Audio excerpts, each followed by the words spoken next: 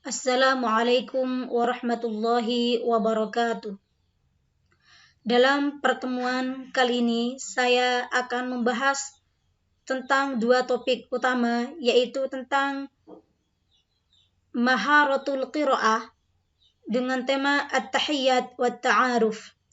Kemudian yang kedua adalah tentang qawaid taqsimul kalimah.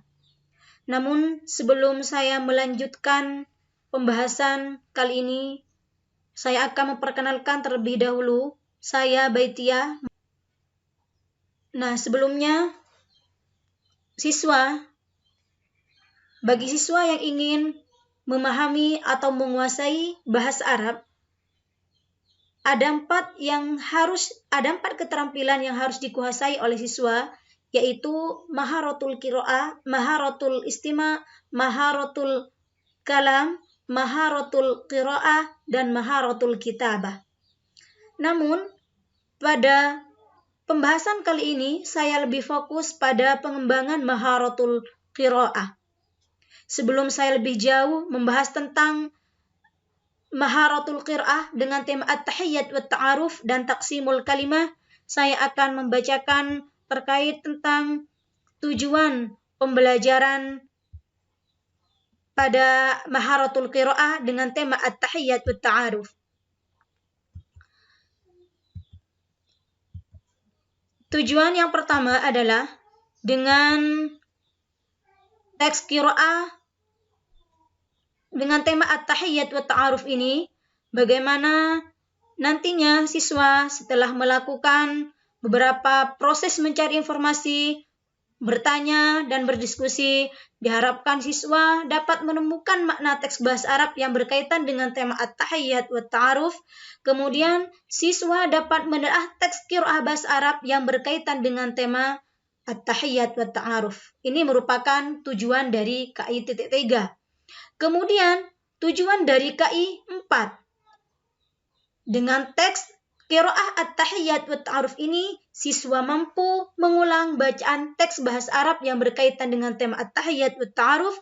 Kemudian nantinya siswa juga dapat mengelompokkan jenis kalimat, mana yang termasuk kalimat isim, mana yang termasuk kalimat fi'il, dan mana yang termasuk kalimat huruf. Namun sebelum saya membahas tentang taqsimul kalimah, saya terlebih dahulu akan membacakan teks yang ada dalam slide ini. Bismillahirrahmanirrahim. Muhammadun tilmidun jadidun yata'allamu fi shaffil 'ashir min al-madrasah as-sanawiyah al-islamiyah al-hukumiyah as-salisah Jombang Jawa Asy-Syarqiyah wa huwa qadimun min Badang Sumatera al-Gharbiyah wal an ويسكن في معهد بحر العلوم الإسلامي Tambak Beras Jombang Jawa Asy-Syarqiyah. وفي حلال وقت الاستراحة يتعارف محمد مع بعض أصدقائه الذين قد سبقوه التعلم في هذه المدرسة، ثم يقدم كل واحد منهم البيانة الشخصية حيث يعرف اسمه وعنوانه وهوايته التي تخرج فيها، وهو يقول اسمي محمد، عنواني شارع إمام بونجول رقم 25 Badang Sumatera Al-Gharbiyah، وهوايتي المفضلة قراءة كتاب التراث الإسلامية، وتخرجت في المدرسة المتوسط الإسلامية الحكومية الثانوية Badang. وفي آخر كلامه أنه يعبر عن سروره البالغ باللقاء مع أصدقائه الجدد الكرماء في هذه المدرسة. Nah, dari teks ini nantinya sebagaimana disampaikan di depan bahwa tujuan dari teks qiraah ini adalah bagaimana siswa mampu menemukan beberapa makna baik mufradat ataupun kalimah yang ada dalam teks dengan tema at-tahiyyat wa ta'aruf ini. Selanjutnya, tujuan yang kedua, bagaimana dengan adanya teks ini, siswa mampu menelaah teks-teks ini yang berkaitan dengan at-tahiyyat wa ta'aruf. Nah, bagaimana caranya siswa menemukan makna ini? Maka langkah yang pertama adalah bagaimana guru memberikan stimulus dengan cara memberikan beberapa instrumen pertanyaan. Pertama, untuk menemukan makna, maka hal yang harus dilakukan oleh guru memberikan beberapa pertanyaan. Misalnya, ma ma'na al-kalimah atau ma ma'na al-mufradat allati tahtahu khattun. Nah, di sana maka terjadi proses berpikir siswa untuk menemukan makna dari kalimat atau mufradat yang ada dalam teks at-tahiyyat wa ta'aruf ini. Kemudian, tujuan yang kedua, menelaah teks bahasa Arab yang berkaitan dengan tema at-tahiyyat wa ta'aruf. Sebagaimana saya sampaikan tadi, bahwasanya untuk menelaah teks bahasa Arab perlu stimulus dari guru, yaitu dengan cara memberikan beberapa instrumen pertanyaan. Contohnya, contoh teks untuk menelaah teks bahasa Arab itu sendiri yang berkaitan dengan at-tahiyyat wa ta'aruf. Maka guru bisa memberikan contoh soal atau instrumen soal. Sambil contoh di sini, mata yata'arafu Muhammad ba'du asdiqaihi alladhi qad sabaqahu at-ta'allum fi hadhihi al-madrasah. Maka siswa dengan pertanyaan ini, siswa akan menelaah teks, jawaban-jawaban teks yang dipertanyakan oleh guru. Kemudian selain dari pertanyaan itu tadi, bisa pertanyaan yang kedua. Misalnya, ma hiwayatu Muhammad al-mufaddalah. Nah, di sana dengan pertanyaan ini, siswa juga mencari atau menelaah kira-kira jawaban yang pas untuk pertanyaan guru. Ini kira-kira apa jawabannya? Lah, ternyata di sini ada hiwayah al-mufaddalah, yaitu qira'atu kutubis tiras al-islamiyah. Ini merupakan salah satu cara pengembangan maharatul qira'ah sebagaimana yang saya jelaskan di depan, bahwasanya dalam pengembangan maharatul qira'ah ini titik tekannya pada bagaimana siswa mampu menemukan makna dan bagaimana siswa mampu menelaah teks tentang tema at-tahiyyat wa ta'aruf ini. Selanjutnya, dalam pembahasan yang kedua, yaitu tentang al-qawaid, di mana al-qawaid untuk teks qiraah at-tahiyyat wa ta'aruf ini adalah taqsimul kalimah, yakni pembagian kalimat dalam bahasa Arab. Taqsimul kalimah atau pembagian kalimat dalam bahasa Arab ini ada 3. Yang pertama itu adalah kalimat isim, dalam bahasa Indonesia disebut dengan kata benda. Yang kedua, kalimat fi'il, dalam bahasa Indonesia disebut dengan kata kerja. Sedangkan yang ketiga adalah kalimat huruf atau kata penghubung, dalam bahasa Indonesia itu disebut dengan kata penghubung. Nah, untuk lebih realnya, seperti apa sih contoh dari kalimat isim, kalimat fi'il itu sendiri?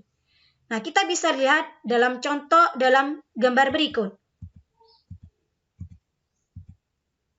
Nah, ini ada beberapa contoh yang termasuk kalimat isim. Ada gambar buku, kata benda buku, kemudian ada papan tulis, kemudian kursi. Ini semuanya termasuk contoh kalimat isim. Di mana kalau saya terjemah, kitabun, daftarun ini buku, saburatun ini papan tulis, kursiyun ini adalah kursi. Nah, kemudian yang termasuk contoh kalimat fi'il, di sini ada gambar orang yang sedang makan, orang tidur, dan orang yang sedang lari.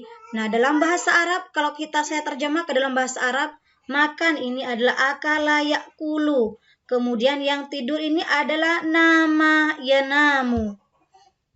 Nah, untuk membedakan dari kedua kalimat ini, baik dari kalimat isim, fi'il, ataupun huruf, maka kita itu lihat perbedaannya terlebih dahulu.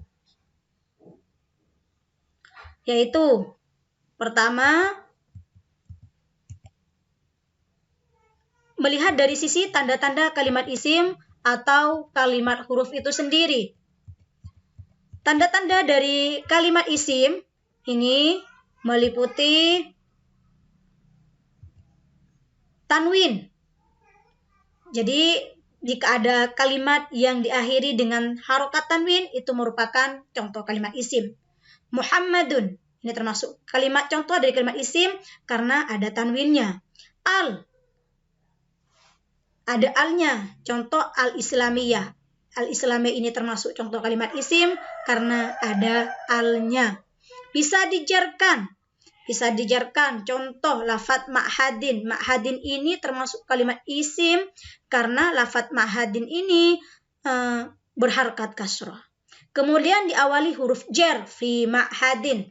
Lafadz fi ma'hadin ini termasuk kalimat isim karena diawali oleh huruf jar. Selanjutnya, tanda dari kalimat fi'il. Kalau kalimat isim punya tanda, maka kalimat fi'il juga punya tanda. Yang pertama, tanda kalimat fi'il itu adalah diawali oleh qad, sin, saufa. Contohnya yang qad sabaquhu. Sabaquhu ini ada tadi di teks di at-tahiyyat wa ta'aruf itu. Kemudian yang sin, misalnya kalau saya ngambil contoh lah di gambar tadi itu ada gambar orang yang sedang makan, maka kita ambil contoh yakulu menjadi sayakulu. Ya. Ta'lamu, saufa ta'lamu. Ta'lamu mengetahui. Saufa ta'lamu. Kemudian diakhiri oleh ta'nis. Dan ini berlaku untuk fi'il madi yang menunjukkan perempuan. Misalnya, nama. Tadi ada gambar orang yang sedang tidur. Nama. Kalau nama itu adalah orang yang tidur laki-laki. Kalau namat, orang yang telah tidur perempuan. Contohnya di sini qamat. Berarti qamat ini yang berdiri itu adalah seorang perempuan. Lah kemudian kalimat huruf ini bagaimana? Kalimat huruf ini tidak mempunyai tanda, baik itu tanda kalimat isim ataupun tanda kalimat fi'il.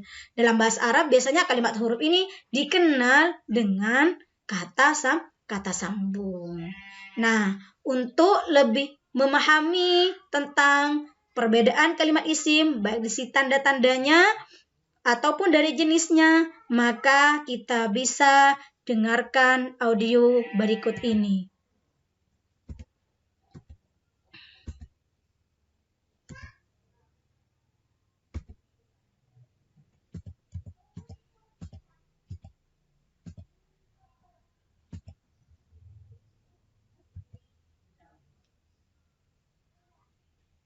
Kalimat itu dibagi jadi 3. Satu kalimat isim artinya benda, 2 kalimat fi'il artinya kerja, 3 huruf artinya tanda. Tanda isim ada di awalnya huruf-huruf, jadi ada di awalnya bertanwin, dan juga bisa dijelaskan dia itu luar biasa. Tandanya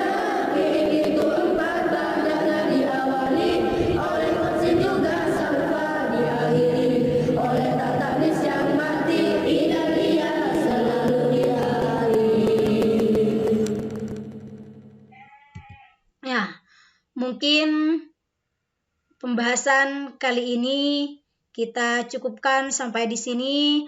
Mudah-mudahan bermanfaat.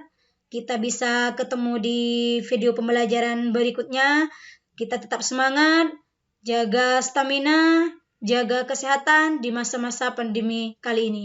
Akhirnya, kalau mohon maaf dari kami. Wallahu a'lam bishawab. Assalamualaikum warahmatullahi wabarakatuh.